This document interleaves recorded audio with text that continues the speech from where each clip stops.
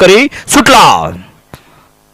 सुटला फायनलचा फेरा सुटला दोस्ती केसरी मैदानातील फायनलचा फेरा मोरे सुंदर अशी लढत चालू आहे शेवटच्या क्षणाला कोण बाजी मारतोय एक गाड्याला कड्याचा बाद झाला आणि पड्याला सुंदर अशी लढत झाली पलीकडे होता शिखरा मध्ये होता बादल सर्जा